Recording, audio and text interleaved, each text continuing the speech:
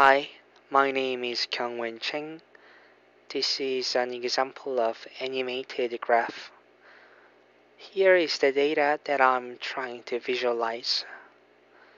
It's about 3 hours worth record of my computer processor's CPU usage. During the 3 hours, I had surfed the web, programmed, played some games and stuff. So here it is. Each bar represents the CPU usage of the processor. I color them red if they are requiring more CPU, blue if they are releasing CPU. When those changes occur, not only do they change their colors, but also display a colored belt that flows and sync. Blue at the bottom is the time bar. You can manipulate the rate in which the bar is progressing. The bar has its own timeline.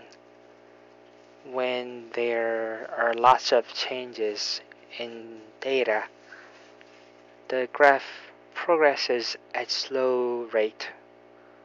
When there isn't any or much changes, the graph progresses at much faster rate. If you watch carefully, there are floating triangles around the graph. These floating triangles change their rotation and spinning speed based on the graph's progression speed. I thought this kind of visual feedback was intuitive for the user. You can arrange them in any order you desire to, or in any pattern, and you can as well animate them in very smooth movement fashion.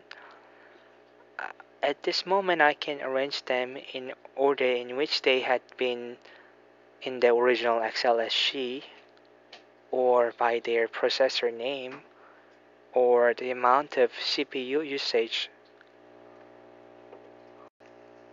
Most of the works are done on GPU side, so this application can pump out all the FPS rates and can handle even bigger size of data.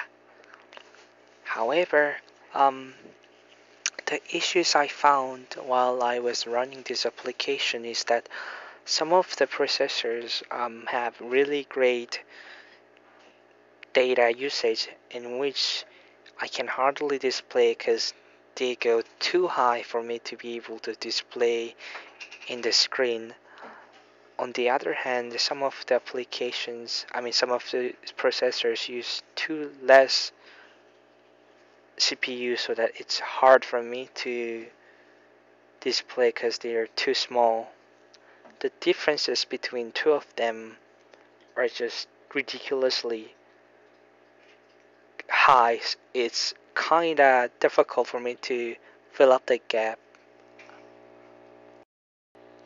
The rest of the video is just me playing with this application.